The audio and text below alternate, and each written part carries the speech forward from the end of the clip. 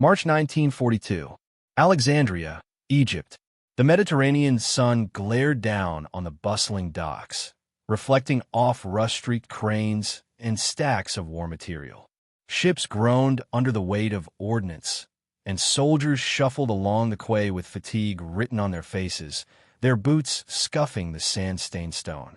The air smelled of salt, diesel, and the ever-present tang of fear, the kind that clings to skin and seeps into every movement. Somewhere behind the barracks, a lone figure lay in a cot, broken, ignored, but still defiant. His name was Lieutenant Colonel James Hargrove. By the Army's reckoning, he was done. Officially, he was a casualty, declared unfit for further service, a man too damaged to contribute. But on that cot, with bandages wrapping bones that had seen more punishment than most men could endure in a lifetime, Hargrove's mind was anything but idle. He had been struck by shrapnel weeks earlier during a skirmish along the Libyan desert front. His leg had been shattered, and his left arm carried a jagged scar that refused to heal properly. Doctors shook their heads at him. "You need rest. The war moves on without you." But the words felt like chains, not advice. Hargrove had always believed that war wasn't just fought with weapons or divisions. It was fought with intelligence, creativity, and the audacity to see beyond the immediate horizon. To him, this wasn't the end. It couldn't be. As he lay there, he listened. The docks were alive with sound. The barking of sergeants, the clank of metal, the low rumble of engines preparing for another supply run. Somewhere, a group of fresh recruits argued over the pronunciation of a map location, entirely unaware of the invisible enemy closing in from the west. Hargrove's mind, fragmented by pain and sleepless nights, began to reconstruct the world in a way no one else could see. He imagined the desert not as a barren expanse, but as a chessboard. Each dune, each supply depot, each radio tower became a square on which men and machines would dance a deadly game. The paradox was clear. The Army had all the tools, all the soldiers, all the orders, but lacked the imagination to see how the enemy would move. And Hargrove, pinned to a cot by injury, had more imagination than anyone in the command tent. The officers around him had dismissed him as fragile, a relic of brute force thinking. They could not comprehend that someone with a shattered leg could outthink an entire corps of generals. Yet, in the solitude of his room, he began plotting, not with maps spread neatly on tables, but with fragments of reality, mental simulations, and the subtle rhythms of human behavior. He traced the likely path of Rommel's armor across the desert, anticipating supply shortages, predicting hesitation, calculating panic. Every move, every misstep by the enemy could be anticipated, but only if someone dared to imagine beyond standard doctrine. And Hargrove dared. Pain gnawed at him constantly. The doctors were right about that. His leg throbbed with a merciless rhythm that made sleep impossible, and his arm ached with every minor movement. But the agony sharpened his focus. Where other men might see a broken body and surrender, Hargrove saw clarity. The Army had dismissed him, but the desert would not. The war would not. And somewhere, deep beneath the veil of sandstorms and incoming shells, the enemy was already making decisions based on incomplete information, the very kind of incomplete information Hargrove could exploit. He recalled the irony of his situation with a bitter humor.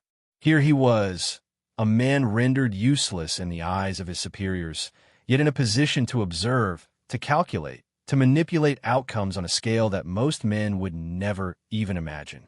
He thought of the reports piling up on desks in Cairo, full of statistics and troop movements, none of which accounted for the one variable that mattered most: human ingenuity. It was a cruel paradox. Teenagers armed with chalk on blackboards could outmaneuver admirals.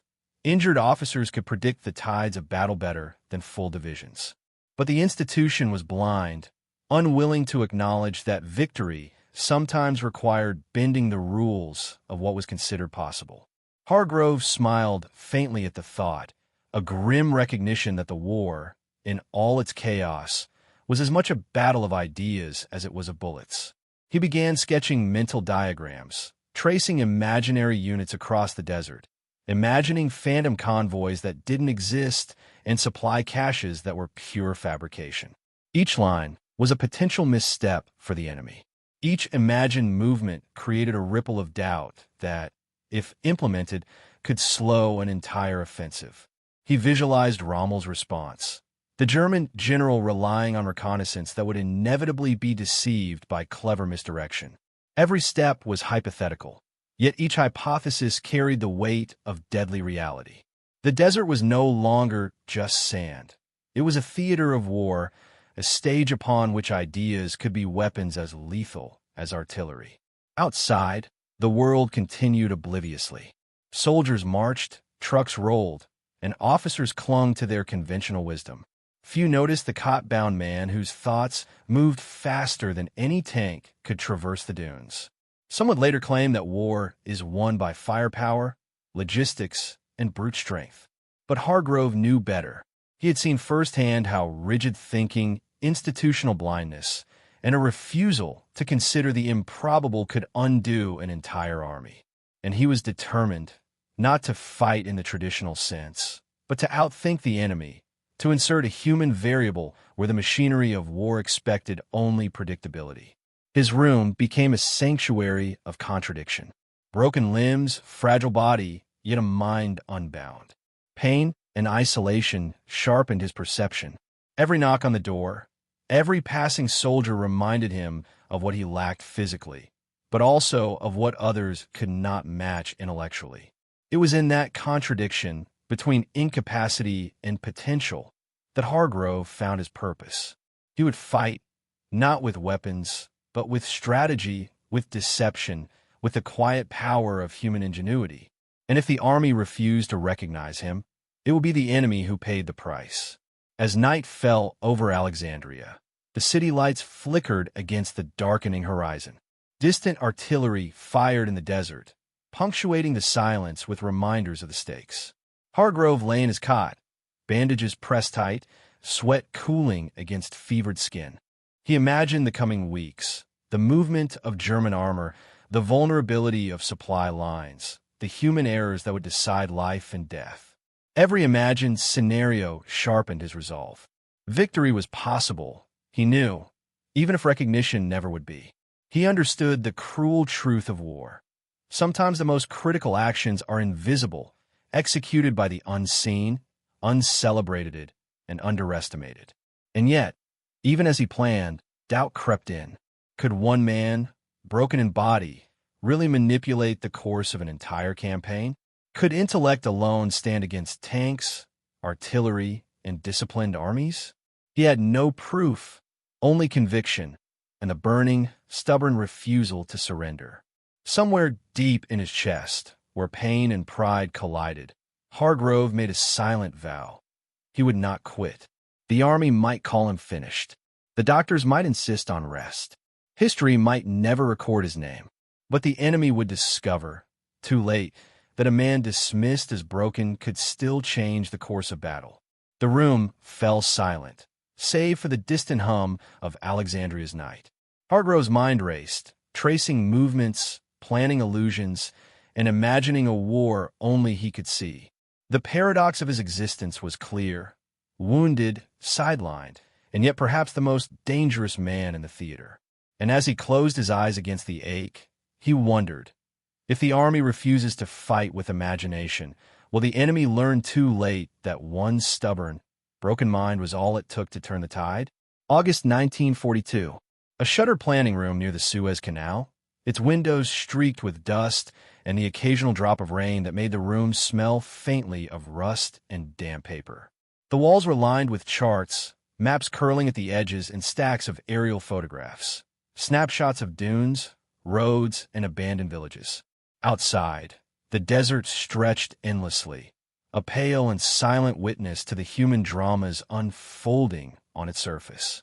Inside, Lieutenant Colonel James Hargrove moved carefully, his injured leg braced, his left arm stiff from weeks of immobility. He leaned over a large wooden table, pencil in hand, tracing lines across a map that only he seemed to fully comprehend. The room was quiet, save for the occasional scribble of chalk and the rustle of paper. But in that quiet, a war was being rewritten. Hargrove had no army at his disposal, at least none that officially existed. The High Command considered him sidelined, a man unfit for duty, a body broken beyond usefulness. But Hargrove had learned to see opportunity in absence, to create presence from emptiness. His tools were notebooks, photographs, a blackboard, and the human mind's limitless capacity to deceive. He began by sketching imaginary supply depots in the desert, radio towers that emitted signals with no corresponding presence, and roads that led to nowhere. Each phantom unit was a story, a lie dressed as truth, designed to mislead the enemy. He labeled them with meticulous care: 2nd Armored Division, moving northwest at 0300 hours, supply convoy, hidden behind Wadi Katara. None existed. None would exist.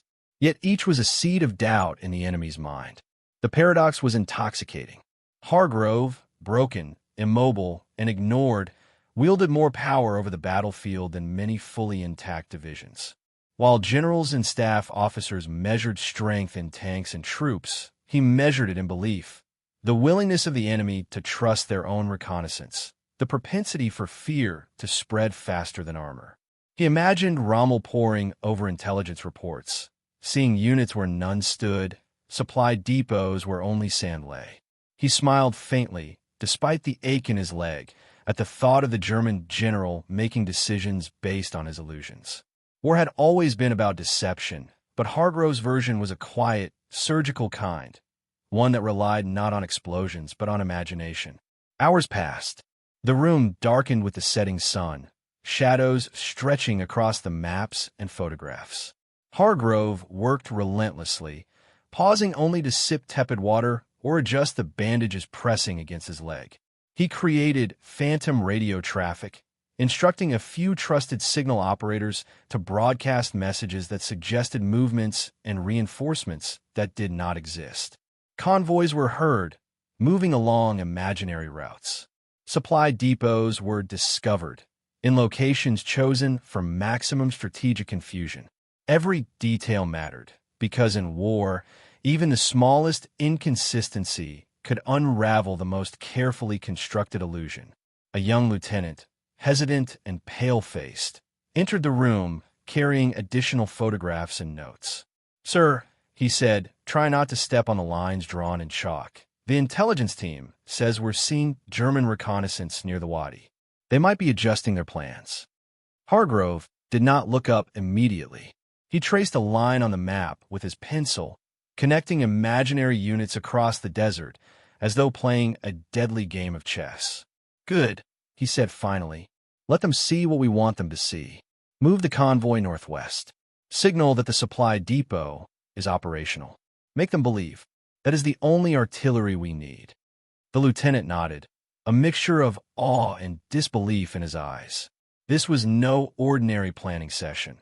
This was the creation of a battlefield that existed only in perception. Hargrove's method relied on patience, attention to human psychology, and the exploitation of institutional rigidity. The German army, like many military powers, relied heavily on reconnaissance, reports, and assumptions about enemy behavior. If those assumptions were wrong, if the enemy trusted false information, entire divisions could be misdirected. Hargrove understood that a well-timed illusion could paralyze movement, waste fuel, and destroy morale without a single shot being fired. He was a conductor of chaos, orchestrating outcomes through intellect alone. And yet, in the official record, he was invisible. No commendation, no orders, no recognition of the invisible theater he was building. Only the desert and the enemy would bear witness. By nightfall, the room became a theater of shadows. Maps glowed under flickering lamps, chalk dust hung in the air like smoke, and Hargrove's eyes, sharp and calculating, scanned every line and notation. He imagined German armored divisions diverting toward empty dunes, air reconnaissance photographing nothing of consequence, and intelligence officers reporting the wrong coordinates. Each imagined misstep became a reality in the mind of the enemy before it was ever enacted.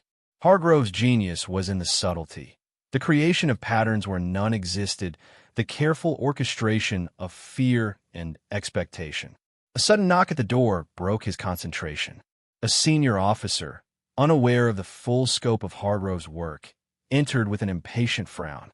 "Hargrove," he said, voice low but firm, "we need real plans, not chalk drawings. The men in the field are expecting concrete orders." Hargrove paused, pencil hovering above the map. His eyes met the officer's, calm but resolute. "Sir," he said evenly, "sometimes the greatest weapon is the one that doesn't exist.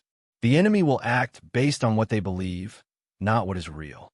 If we guide that belief, we guide the battlefield itself." The officer blinked, unconvinced, yet left without argument.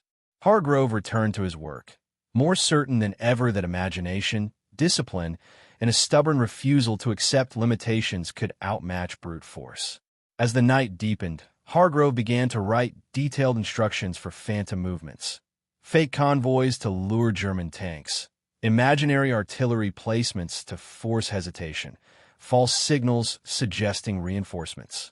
Each instruction was painstakingly precise, designed to mimic the cadence, errors, and inconsistencies of real units. He knew that the illusion must withstand scrutiny, or it would collapse under investigation. To create belief, one must understand perception. To manipulate perception, one must anticipate fear. And to anticipate fear, one must know human nature better than the enemy ever could. Outside, the desert remained indifferent, moonlight glinting on sand dunes that would soon be the stage for confusion, misdirection, and frustration. Somewhere, Rommel's staff pored over reports, noting phantom units, phantom depots, phantom convoys. Decisions would be made based on Hargrove's invisible armies, a man's intellect substituting for divisions of men and machinery. It was an audacious gamble, one that relied entirely on the enemy's trust in their own incomplete intelligence. But Hargrove believed in the power of the human mind, both his own and the enemy's, and in the quiet thrill of outthinking an entire army from the confines of a battered planning room. By dawn, the operation was ready. Phantom units had been dispatched, fake supply lines activated, and signals transmitted as if Real troops moved across the desert. Hargrove, exhausted but resolute, leaned back in his chair, staring at the map. He was aware of the stakes. One miscalculation could cost lives. One oversight could reveal the ruse. One failure could undo weeks of meticulous planning.